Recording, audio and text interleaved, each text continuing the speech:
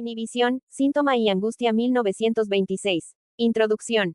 Un fragmento del capítulo 1 del manuscrito original apareció en el periódico vienés Neue Freie Presse el 21 de febrero de 1926.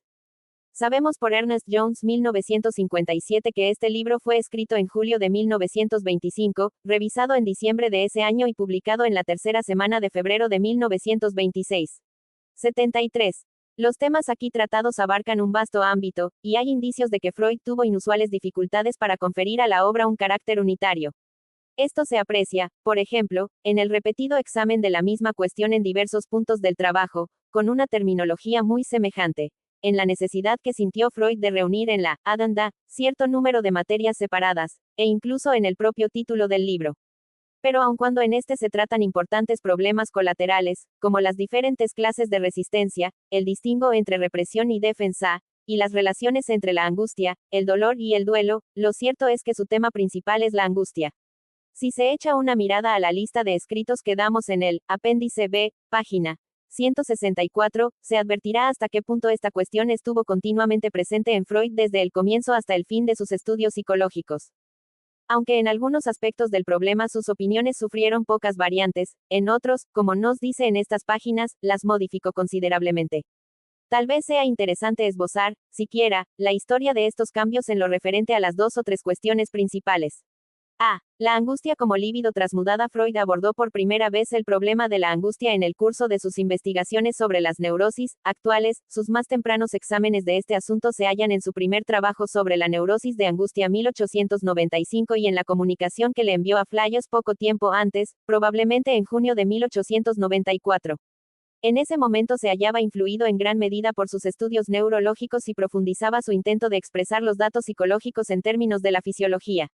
En particular, siguiendo a Fechner, había adoptado como postulado fundamental el principio de constancia, según el cual era inherente al sistema nervioso la tendencia a reducir, o al menos a mantener constante, el monto de excitación presente en él.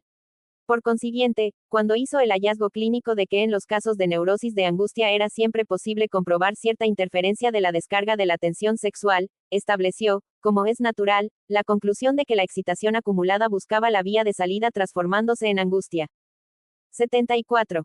Según consideraba Freud, se trataba de un proceso puramente físico, sin ninguna determinación psíquica. La angustia sobrevenida en las fobias o en las neurosis obsesivas plantearon desde el comienzo una complicación, pues aquí era imposible descartar la presencia de fenómenos psíquicos, pero en lo tocante al surgimiento de la angustia, la explicación siguió siendo la misma. En estos casos, la psiconeurosis, la razón de que se acumulase excitación no descargada era de índole psíquica. La represión, no obstante, en todo lo demás ocurría como en las neurosis actuales, la excitación acumulada, o líbido, se transmudaba directamente en angustia. Algunas citas mostrarán cuán fiel se mantuvo Freud a este punto de vista. En el citado manuscrito circa 1894, escribió: la angustia ha surgido por mudanza desde la tensión sexual acumulada. En la interpretación de los sueños 1900, la angustia es un impulso libidinoso que parte de lo inconsciente y es inhibido por lo preconsciente. En su trabajo sobre la gradiva de Jensen 1907, la angustia de los sueños de angustia, como en general toda angustia neurótica, proviene de la libido en virtud del proceso de la represión. En su escrito metapsicológico sobre la represión, después de la represión, la parte cuantitativa, de la moción pulsional, o sea, su energía, no ha desaparecido, sino que se ha traspuesto en angustia. Finalmente, en 1920 agregó todavía, en una nota al pie de la cuarta edición de los 3 ensayos de teoría sexual I 905d, el hecho de que la angustia neurótica nace de la libido, es un producto de la transmudación de esta y mantiene con ella la relación del vinagre con el vino es uno de los resultados más significativos de la investigación psicoanalítica. Sin embargo, es interesante notar que ya en una época temprana parece haberlo asaltado la duda respecto de esta cuestión. En una carta a Flayos del 14 de noviembre de 1897 comenta, sin relación aparente con el resto de lo que venía diciendo, de acuerdo con ello, he resuelto considerar en lo sucesivo como factores separados lo que produce líbido y lo que produce angustia. En ningún lugar hay otra evidencia de esta retractación aislada. En la obra que aquí prologamos, Freud dejó de lado la teoría que había sostenido durante tanto tiempo. Ya no concibe a la angustia como líbido transmudada, sino como una reacción frente a situaciones de peligro regida por un modelo particular. 75. Pero aún afirma como muy posible que en el caso de la neurosis de angustia, sea el exceso de líbido no aplicada el que encuentre su descarga en el desarrollo de angustia. Este último remanente de la antigua teoría sería abandonado pocos años más tarde. Al examinar el problema de la angustia en la 32ª de sus nuevas conferencias de introducción al psicoanálisis 1933, escribió que también en la neurosis de angustia el desarrollo de angustia era una reacción ante una situación traumática. Ya no afirmaremos que sea la libido misma la que se muda entonces en angustia. B. Angustia realista y angustia neurótica. Pese a su teoría de que la angustia neurótica era líbido transmudada, Freud insistió desde el comienzo en la íntima relación existente entre la angustia debida a peligros externos y la provocada por amenazas pulsionales. En su primer trabajo sobre la neurosis de angustia 1895 leemos, la psique cae en el afecto de la angustia cuando se siente incapaz para tramitar, mediante la reacción correspondiente, una tarea, un peligro, que se avecina desde afuera. Cae en la neurosis de angustia cuando se nota incapaz para reequilibrar la excitación sexual, endógenamente generada. Se comporta entonces como si ella proyectara la excitación hacia afuera. El afecto, y la neurosis a él correspondiente, se sitúan en un estrecho vínculo recíproco. El primero es la reacción ante una excitación exógena, y la segunda, ante una excitación endógena análoga. Esta posición, sobre todo en lo referente a las fobias, fue elaborada luego en muchos escritos de Freud. Por ejemplo, en La represión, 1915 y Lo inconsciente, respectivamente, así como en la 25ª de la Conferencias de Introducción al Psicoanálisis 1916-17. Pero, si se seguía pensando que en las neurosis actuales, la angustia derivaba directamente de la libido, era difícil sostener que en ambos casos se trataba de una misma clase de angustia.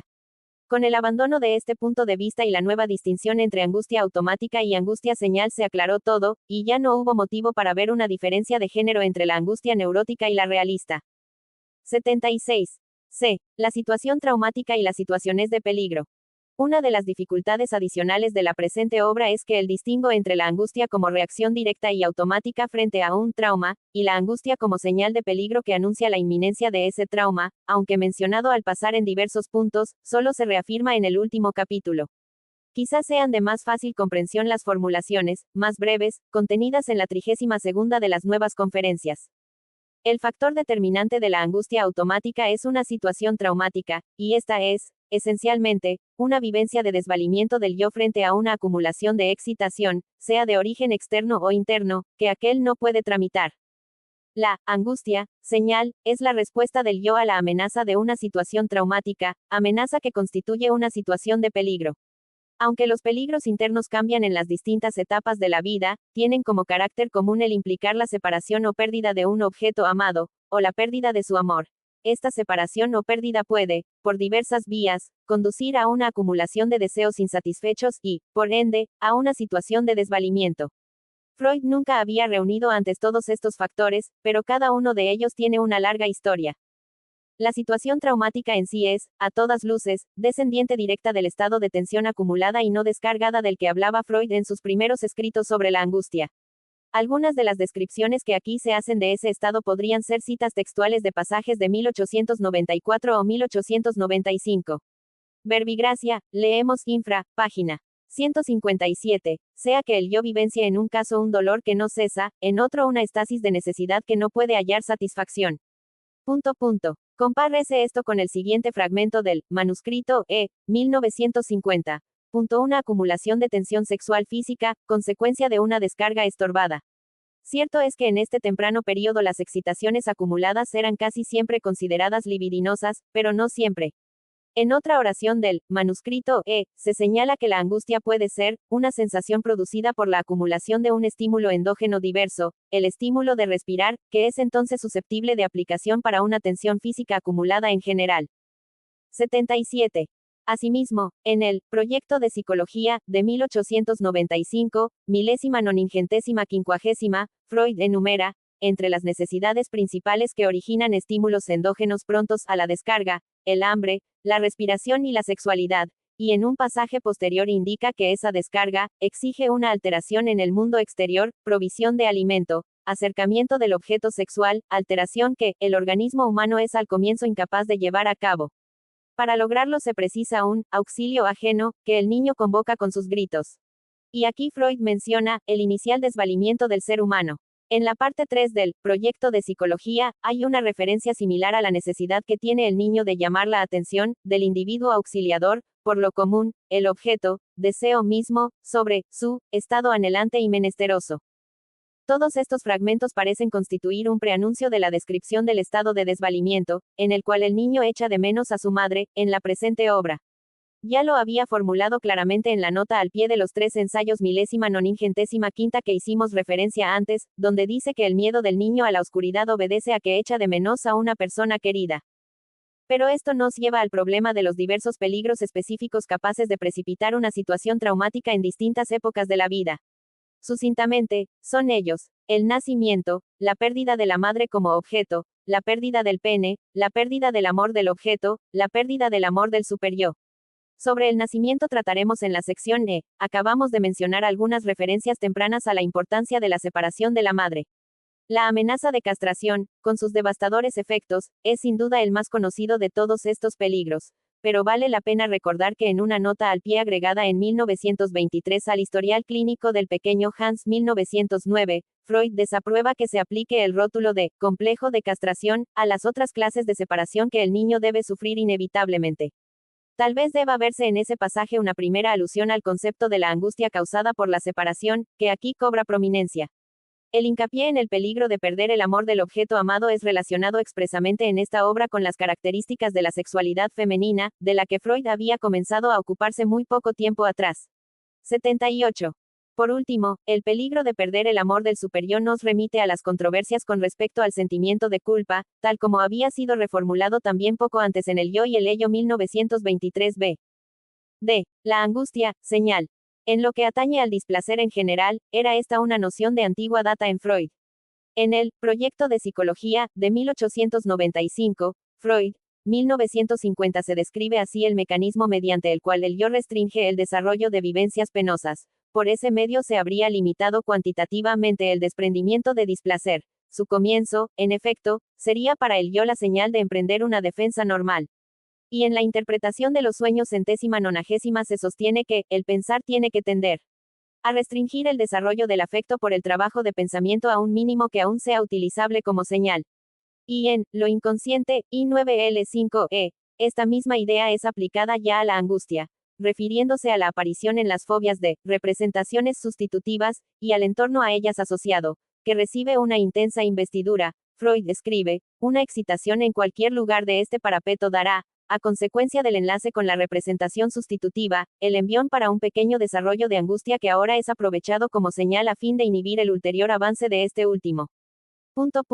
De igual manera, en la 25ª de las conferencias de introducción 1916-17 se nos dice en uno o dos lugares que el estado de apronte angustiado brinda una señal para impedir el estallido de una grave angustia. De ahí no había más que un paso hasta la esclarecedora exposición de las páginas que aquí siguen. Puede observarse que también en la presente obra el concepto se introduce primero como señal de displacer, y solo luego como señal de angustia. Entre los sexos, 1925, Freud había comenzado a destacar la diferencia en el desarrollo sexual de los varones y las niñas, insistiendo a la vez en el hecho de que para ambos sexos la madre es el primer objeto de amor. En mi nota introductoria, al segundo de los trabajos mencionados trazo la historia de este cambio en sus puntos de vista. 79.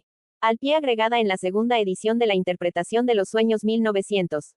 Al término de un examen de las fantasías sobre la vida en el vientre materno, dice, destacando la frase con bastardillas, el acto del nacimiento es, por lo demás, la primera vivencia de angustia y, en consecuencia, la fuente y el modelo del afecto de angustia. Esa edición se publicó en 1909, pero el prólogo está fechado en el verano de 1908. Una posible pista sobre la súbita aparición en ese momento de esta idea revolucionaria la da el prólogo que muy poco tiempo atrás, está fechado en marzo de 1908, escribiera para el libro de Stekel sobre los estados de angustia Freud, 1908. Cierto es que en ese prólogo no hay el mínimo indicio de la nueva teoría, y que en su obra Stekel parece aceptar explícitamente la teoría anterior sobre el vínculo entre angustia y coito. Pero es indudable que Freud había vuelto a dirigir su interés hacia el problema, y fue tal vez entonces cuando revivió en él un antiguo recuerdo de un suceso que narró más tarde, al examinar la angustia en las conferencias de introducción 1916-17. Me refiero a la historia que, como anécdota cómica, contara en una reunión de médicos uno de los jóvenes asistentes. Una partera, al preguntársele en el examen qué significaba la aparición de meconio en el agua del nacimiento, respondió, que el niño está angustiado. Se rieron de ella y la reprobaron, continúa Freud, pero yo empecé a sospechar que esa pobre mujer del pueblo había puesto certeramente en descubierto un nexo importante. Este recuerdo debía remontarse a 1884, pero al parecer Freud no lo mencionó nunca hasta esa conferencia de 1917. Es posible que su lectura del libro de Steckel lo reavivara, dando lugar al surgimiento en 1908 de la nueva teoría, que en adelante ya no sería abandonada por él. Le confirió un sitio de especial prominencia en Sobre un tipo particular de elección de objeto en el hombre, 1910, trabajo cuyo contenido esencial ya había sido expuesto ante la Sociedad Psicoanalítica de Viena en mayo de 1909, y las actas de la sociedad correspondientes a noviembre de ese año, citadas por Jones, nos lo presentan señalando que el niño tiene su primera vivencia de angustia en el propio acto de su nacimiento. 81. Tras esa conferencia de 1917, el problema quedó en barhecho por algunos años, hasta reaparecer repentinamente en el Yo y el Ello 1923, donde se dice que el nacimiento es el primer gran estado de angustia. Con esto llegamos a la época en que Rank publicó Das Trauma der Geburt, el trauma del nacimiento. El nexo cronológico entre esa afirmación de Freud y la obra de Rank no está del todo claro.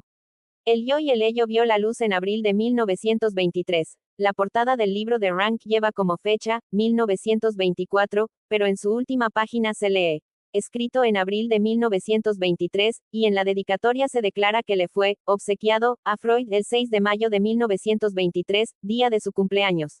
Si bien Jones, 1957, página 60, sostiene expresamente que Freud no lo leyó antes de su publicación en diciembre de ese año, ya en septiembre de 1922 este se hallaba al tanto de las ideas generales de Rank y Vid.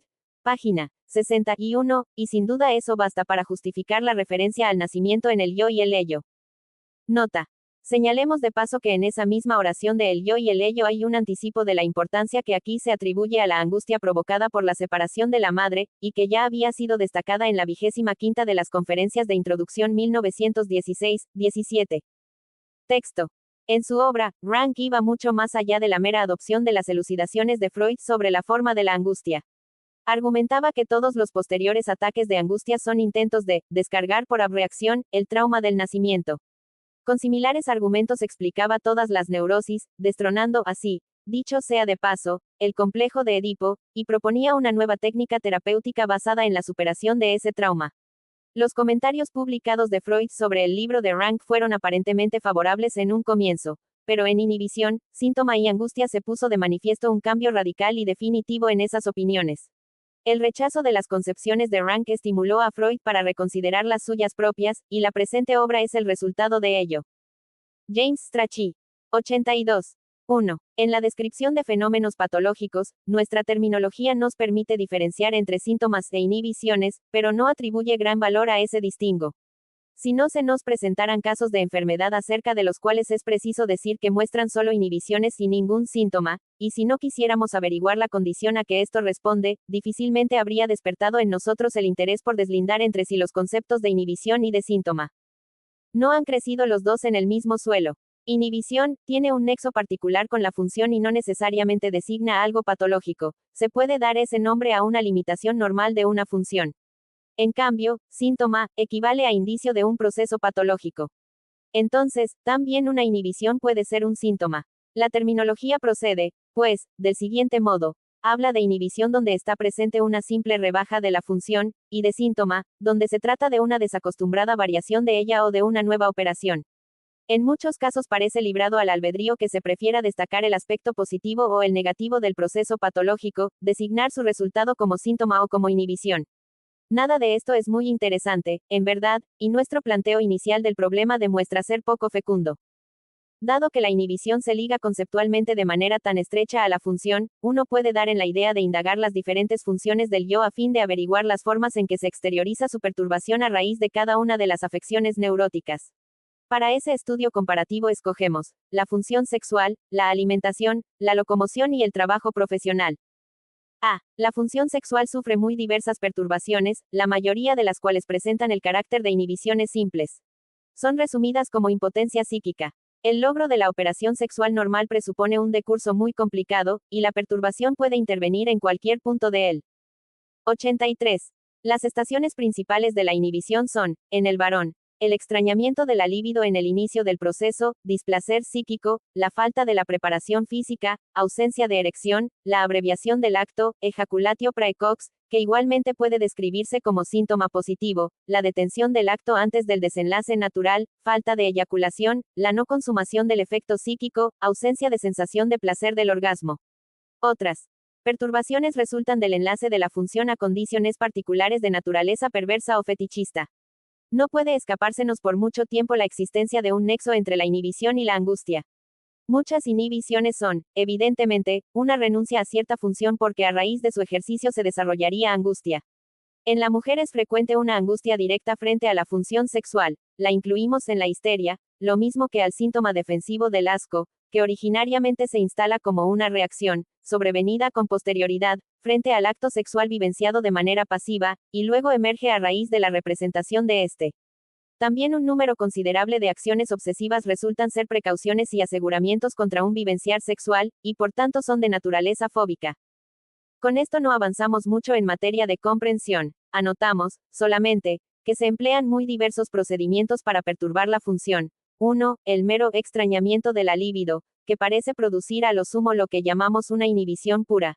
2. El menoscabo en la ejecución de la función. 3. Su obstaculización mediante condiciones particulares, y su modificación por desvío hacia otras metas. 4. Su prevención por medidas de aseguramiento. 5. Su interrupción mediante un desarrollo de angustia toda vez que no se pudo impedir su planteo. Y por último, 6. Una reacción con posterioridad que protesta contra ella y quiere deshacer lo acontecido cuando la función se ejecutó a pesar de todo. B. La perturbación más frecuente de la función nutricia es el displacer frente al alimento por quite de la libido. Tampoco es raro un incremento del placer de comer. Se ha investigado poco una compulsión a comer que tuviera por motivo la angustia de morirse de hambre. Como defensa histérica frente al acto de comer conocemos el síntoma del vómito. El rehusamiento de la comida a consecuencia de angustia es propio de algunos estados psicóticos, delirio de envenenamiento. 84. C. La locomoción es inhibida en muchos estados neuróticos por un displacer y una flojera en la marcha. La traba histérica se sirve de la paralización del aparato del movimiento o le produce una cancelación especializada de esa sola función, abasia. Particularmente característicos son los obstáculos puestos a la locomoción interpolando determinadas condiciones, cuyo incumplimiento provoca angustia, fobia. D. La inhibición del trabajo, que tan a menudo se vuelve motivo de tratamiento en calidad de síntoma aislado, nos muestra un placer disminuido, torpeza en la ejecución, o manifestaciones reactivas como fatiga, vértigos, vómitos, cuando se es compelido a proseguir el trabajo. La histeria fuerza la interrupción de trabajo produciendo parálisis de órgano y funcionales, cuya presencia es inconciliable con la ejecución de aquel. La neurosis obsesiva lo perturba mediante una distracción continua y la pérdida de tiempo que suponen las demoras y repeticiones interpoladas. Podríamos extender este panorama a otras funciones, pero sin esperanza alguna de obtener mejores resultados. No saldríamos de la superficie de los fenómenos. Nos decidimos, entonces, por una concepción que ya no deja subsistir grandes enigmas en el concepto de inhibición. Esta última expresa una limitación funcional del yo, que a su vez puede tener muy diversas causas. Conocemos bien muchos de los mecanismos de esta renuncia a la función, así como una tendencia general de ellos. En el caso de las inhibiciones especializadas, esa tendencia es más fácil de discernir. Cuando se padece de inhibiciones neuróticas para tocar el piano, escribir o aún caminar, el análisis nos muestra que la razón de ello es una erotización hiperintensa de los órganos requeridos para esas funciones, los dedos de la mano, o los pies. Hemos obtenido esta intelección, de validez universal. La función yoica de un órgano se deteriora cuando aumenta su erogenidad, su significación sexual. En tal caso se comporta, si se nos permite la comparación un poco torpe, como una cocinera que no quisiera trabajar más en la cocina porque el dueño de casa trabó relaciones amorosas con ella. Si el acto de escribir, que consiste en hacer fluir algo líquido de un tubo sobre un papel blanco, ha cobrado la significación simbólica del coito, o si la marcha se ha convertido en sustituto simbólico de pisar el vientre de la madre tierra, ambas acciones, la de escribir y la de caminar, se omitirán porque sería como si de hecho se ejecutase la acción sexual prohibida. 85. El yo renuncia a estas funciones que le competen a fin de no verse precisado a emprender una nueva represión, a fin de evitar un conflicto con el ello. Otras inhibiciones se producen manifiestamente al servido de la autopunición. No es raro que así suceda en las actividades profesionales. El yo no tiene permitido hacer esas cosas porque le proporcionarían provecho y éxito, que el severo superior le ha denegado. Entonces el yo renuncia a esas operaciones a fin de no entrar en conflicto con el superyo. Las inhibiciones más generales del yo obedecen a otro mecanismo, simple. Si el yo es requerido por una tarea PSI con acento agudo quica particularmente gravosa, verbigracia un duelo, una enorme sofocación de afectos o la necesidad de sofrenar fantasías sexuales que afloran de continuo, se empobrece tanto en su energía disponible que se ve obligado a limitar su gasto de manera simultánea en muchos sitios, como un especulador que tuviera inmovilizado su dinero en sus empresas. Un instructivo ejemplo de este tipo de inhibición general intensiva, de corta duración, pude observarlo en un enfermo obsesivo que caía en una fatiga paralizante, de 1 a varios días, a raíz de ocasiones que habrían debido provocarle, evidentemente, un estallido de ira. A partir de aquí ha de abrírsenos un camino que nos lleve a comprender la inhibición general característica de los estados depresivos y del más grave de ellos, la melancolía. Acerca de las inhibiciones, podemos decir entonces, a modo de conclusión, que son limitaciones de las funciones yoicas, sea por precaución o a consecuencia de un empobrecimiento de energía. Ahora es fácil discernir la diferencia entre la inhibición y el síntoma. Este último ya no puede describirse como un proceso que suceda dentro del yo o que le suceda al yo. 86. 2. Los rasgos básicos de la formación de síntoma están estudiados desde hace mucho tiempo, y, lo esperamos, expresados de una manera inatacable. Según eso, el síntoma es indicio y sustituto de una satisfacción pulsional interceptada, es un resultado del proceso represivo. La represión parte del yo, quien, eventualmente por encargo del superyo, no quiere acatar una investidura pulsional incitada en el ello. Mediante la represión, el yo consigue coartar el devenir consciente de la representación que era la portadora de la moción desagradable. El análisis demuestra a menudo que esta se ha conservado como formación inconsciente. Hasta ahí todo estaría claro, pero enseguida empiezan las dificultades no resueltas. Nuestras descripciones del proceso que sobreviene a raíz de la represión han destacado hasta hoy de manera expresa el éxito en la coartación de la conciencia, pero en otros puntos han dejado subsistir dudas. Surge esta pregunta. ¿Cuál es el destino de la moción pulsional activada en el ello, cuya meta es la satisfacción? Dábamos una respuesta indirecta, a saber, por obra del proceso represivo, el placer de satisfacción que sería de esperar se muda en displacer, y entonces se planteaba otro problema, ¿cómo una satisfacción pulsional tendría por resultado un displacer?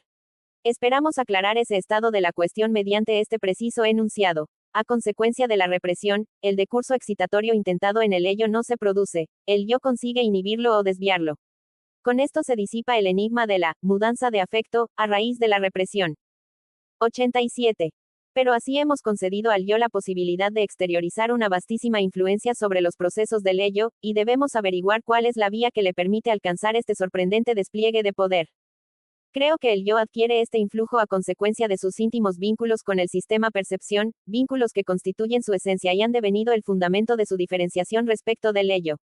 La función de este sistema, que hemos llamado preconsciente, consciente, se conecta con el fenómeno de la conciencia, recibe excitaciones no solo de afuera, sino de adentro, y, por medio de las sensaciones de placer y displacer, que le llegan desde ahí, intenta guiar todos los decursos del acontecer anímico en el sentido del principio de placer.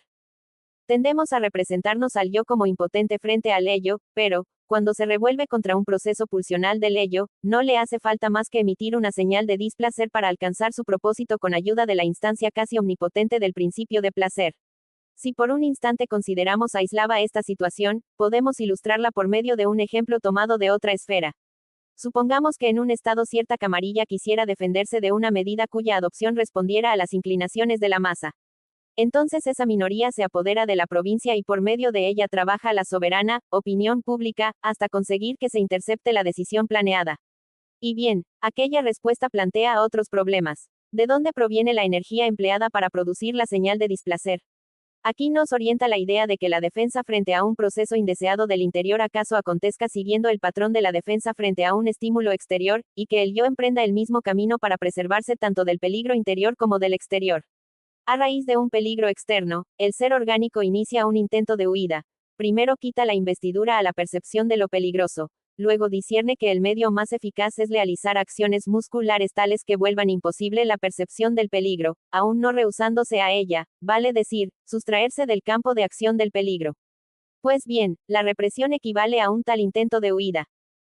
El yo quita la investidura, preconsciente, de la agencia representante de pulsión que es preciso reprimir, desalojar, y la emplea para el desprendimiento de displacer, de angustia.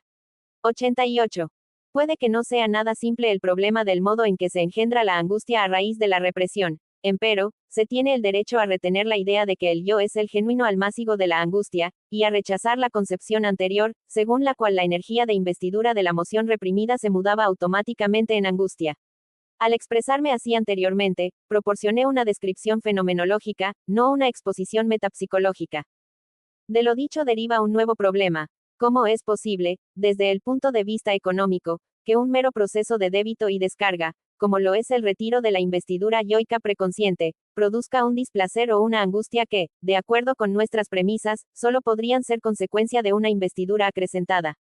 Respondo que esa causación no está destinada a recibir explicación económica, pues la angustia no es producida como algo nuevo a raíz de la represión, sino que es reproducida como estado afectivo siguiendo una imagen némica preexistente. Pero si ahora preguntamos por el origen de esa angustia, así como de los afectos en general, abandonamos el indiscutido terreno psicológico para ingresar en el campo de la fisiología. Los estados afectivos están incorporados en la vida anímica como unas sedimentaciones de antiquísimas vivencias traumáticas y, en situaciones parecidas, despiertan como unos símbolos némicos. Opino que no andaría descaminado equiparándolos a los ataques histéricos, adquiridos tardía e individualmente, y considerándolos sus arquetipos normales. En el hombre y en las criaturas emparentadas con él, el acto del nacimiento, en su calidad de primera vivencia individual de angustia, parece haber prestado rasgos característicos a la expresión del afecto de angustia. Pero no debemos sobreestimar este nexo ni olvidar, admitiéndolo, que un símbolo de afecto para la situación del peligro constituye una necesidad biológica y se lo habría creado en cualquier caso. Además, considero injustificado suponer que en todo estallido de angustia ocurra en la vida anímica algo equivalente a una reproducción de la situación del nacimiento. 89. Ni siquiera es seguro que los ataques histéricos, que en su origen son unas reproducciones traumáticas de esa índole, conserven de manera duradera ese carácter. En otro escrito he puntualizado que la mayoría de las represiones con que debemos sabérnoslas en el trabajo terapéutico son casos de esfuerzo de dar caza. Presuponen represiones primordiales producidas con anterioridad, y que ejercen su influjo de atracción sobre la situación reciente. Es aún demasiado poco lo que se sabe acerca de esos trasfondos y grados previos de la represión. Se corre fácilmente el peligro de sobreestimar el papel del superyo en la represión. Por ahora no es posible decidir si la emergencia del superyo crea, acaso, el deslinde entre esfuerzo primordial de desalojo y esfuerzo de dar caza.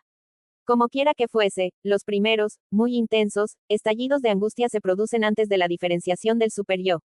Es enteramente verosímil que factores cuantitativos como la intensidad hipertrófica de la excitación y la ruptura de la protección antiestímulo constituyan las ocasiones inmediatas de las represiones primordiales. La mención de la protección antiestímulo nos recuerda, a modo de una consigna, que las represiones emergen en dos diversas situaciones, a saber, cuando una percepción externa evoca una moción pulsional desagradable, y cuando ésta emerge en lo interior sin mediar una provocación así. Más tarde volveremos sobre esa diversidad. Ahora bien, protección antiestímulo la hay solo frente a estímulos externos, no frente a exigencias pulsionales internas. Mientras nos atenemos al estudio del intento de huida del yo, permanecemos alejados de la formación de síntoma. Este se engendra a partir de la moción pulsional afectada por la represión. Cuando el yo, recurriendo a la señal de displacer, consigue su propósito de sofocar por entero la moción pulsional, no nos enteramos de nada de lo acontecido. Solo nos enseñan algo los casos que pueden caracterizarse como represiones fracasadas en mayor o menor medida. De estos últimos obtenemos una exposición general. A pesar de la represión, la moción pulsional ha encontrado, por cierto, un sustituto, pero uno harto mutilado, desplazado, descentrado, inhibido. Ya no es reconocible como satisfacción. Y si ese sustituto llega a consumarse, no se produce ninguna sensación de placer. En cambio de ello, tal consumación ha cobrado el carácter de la compulsión. 90. Pero en esta degradación a síntoma del decurso de la satisfacción, la represión demuestra su poder también en otro punto. El proceso sustitutivo es mantenido lejos, en todo lo posible, de su descarga por la motilidad. y si esto no se logra, se ve forzado a agotarse en la alteración del cuerpo propio y no se le permite desbordar sobre el mundo exterior, le está prohibido trasponerse en acción. Lo comprendemos, en la represión el yo trabaja bajo la influencia de la realidad externa, y por eso segrega de ella al resultado del proceso sustitutivo. El yo gobierna el acceso a la conciencia, así como el paso a la acción sobre el mundo exterior. En la represión, afirma su poder en ambas direcciones. La agencia representante de pulsión tiene que experimentar un aspecto de su exteriorización de fuerza, y la moción pulsional misma, el otro. Entonces es atinado preguntar cómo se compadece este reconocimiento de la potencialidad del yo con la descripción que esbozamos, en el estudio El yo y el ello, acerca de la posición de ese mismo yo. Describimos ahí los vasallajes del yo respecto del ello, así como respecto del superyo, su impotencia y su apronte angustiado hacia ambos, desenmascaramos su arrogancia trabajosamente mantenida. Desde entonces, ese juicio ha hallado fuerte eco en la bibliografía psicoanalítica. Innumerables voces destacan con insistencia la endeblez del yo frente al ello, de lo acorde a la ratio frente a lo demoníaco en nosotros, prestas a hacer de esa tesis el pilar básico de una cosmovisión psicoanalítica. La intelección de la manera en que la represión demuestra su eficacia no debería mover a los analistas, justamente a ellos, a abstenerse de una toma de partido tan extrema. Yo no soy en modo alguno partidario de fabricar cosmovisiones. Dejémoslas para los filósofos, quienes, según propia confesión, hallan irrealizable el viaje de la vida sin un Baedeker así, que dé razón de todo. Aceptemos humildemente el desprecio que ellos, desde sus empinados afanes, arrojarán sobre nosotros.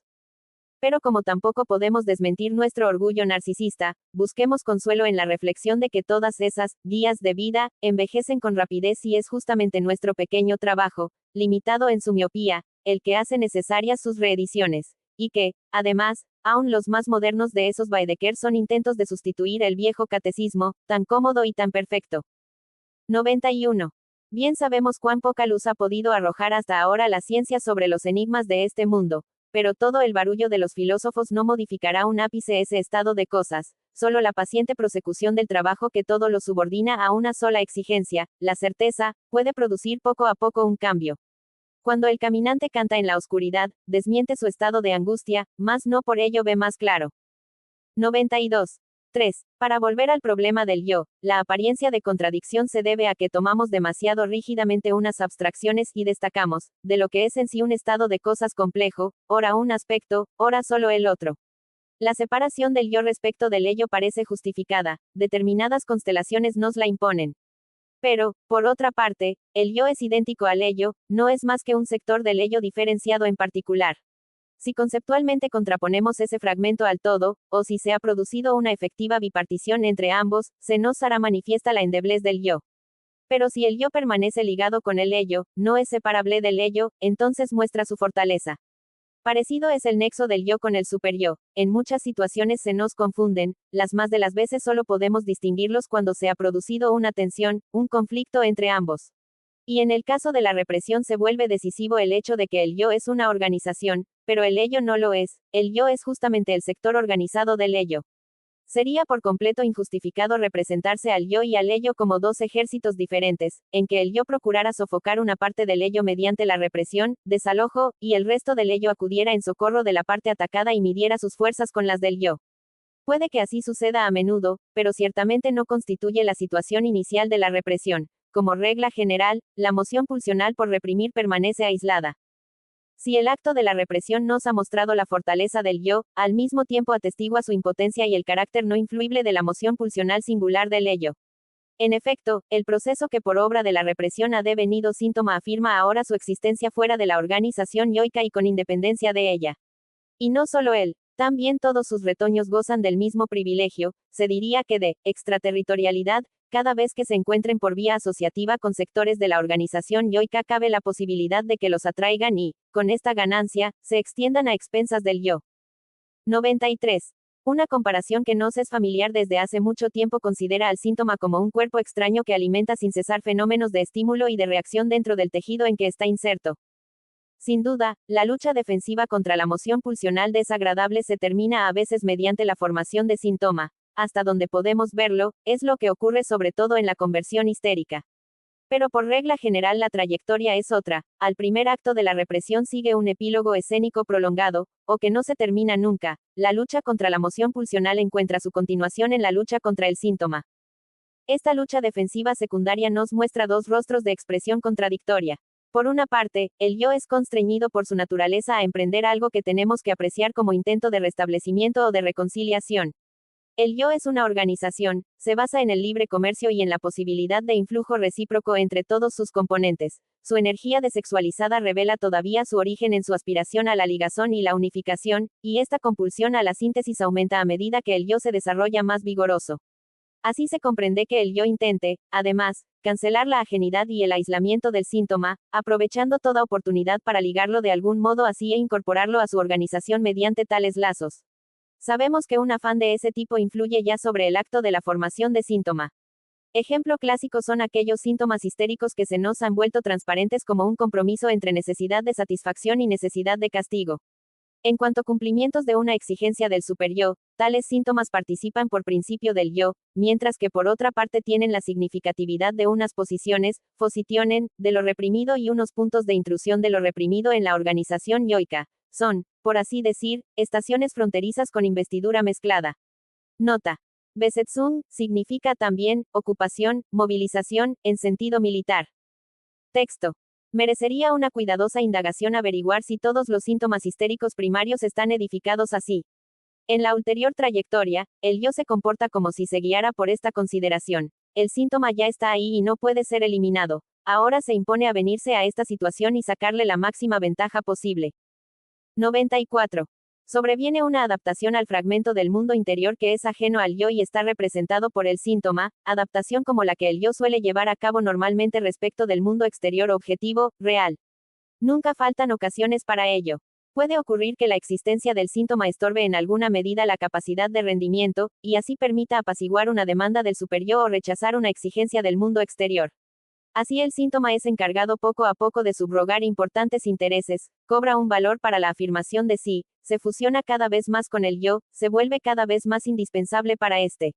Solo en casos muy raros el proceso, físico, de enquistamiento de un cuerpo extraño puede repetir algo semejante. Podría exagerarse también el valor de esta adaptación secundaria al síntoma mediante el enunciado de que el yo se lo ha procurado únicamente para gozar de sus ventajas. Ello es tan correcto o tan falso como lo sería la opinión de que el mutilado de guerra se ha hecho cortar la pierna solo para quedar exento de trabajar y para vivir de su pensión de invalidez. Otras configuraciones de síntoma, las de la neurosis obsesiva y la paranoia, cobran un elevado valor para el yo, mas no por ofrecerle una ventaja, sino porque le deparan una satisfacción narcisista de que estaba privado. Las formaciones de sistemas de los neuróticos obsesivos halagan su amor propio con el espejismo de que ellos, como unos hombres particularmente puros o escrupulosos, serían mejores que otros. Las formaciones delirantes de la paranoia abren al ingenio y a la fantasía de estos enfermos un campo de acción que no es fácil sustituirles. De todos los nexos mencionados resulta lo que nos es familiar como ganancia, secundaria, de la enfermedad en el caso de la neurosis. Viene en auxilio del afán del yo por incorporarse el síntoma, y refuerza la fijación de este último. Y cuando después intentamos prestar asistencia analítica al yo en su lucha contra el síntoma, nos encontramos con que estas ligazones de reconciliación entre el yo y el síntoma actúan en el bando de las resistencias. No nos resulta fácil soltarlas. Los dos procedimientos que el yo aplica contra el síntoma se encuentran efectivamente en contradicción recíproca. 95. El otro procedimiento tiene un carácter menos amistoso, prosigue la línea de la represión. Pero parece que no sería lícito reprochar inconsecuencia al yo. Él está dispuesto a la paz y querría incorporarse el síntoma, acogerlo dentro del conjunto, ensemble, que él constituye. La perturbación parte del síntoma, que sigue escenificando su papel de correcto sustituto y retoño de la moción reprimida, cuya exigencia de satisfacción renueva una y otra vez, constriñendo a yo a dar en cada caso la señal de displacer y a ponerse a la defensiva. La lucha defensiva secundaria contra el síntoma es variada en sus formas, se despliega en diferentes escenarios y se vale de múltiples medios. No podremos enunciar gran cosa acerca de ella sin tomar como asunto de indagación los casos singulares de formación de síntoma. Ello nos dará ocasión de entrar en el problema de la angustia, que hace tiempo sentimos como si acechara en el trasfondo. Es recomendable partir de los síntomas creados por la neurosis histérica. Aún no estamos preparados para abordar la formación de síntoma en el caso de la neurosis obsesiva, la paranoia y otras neurosis. 96.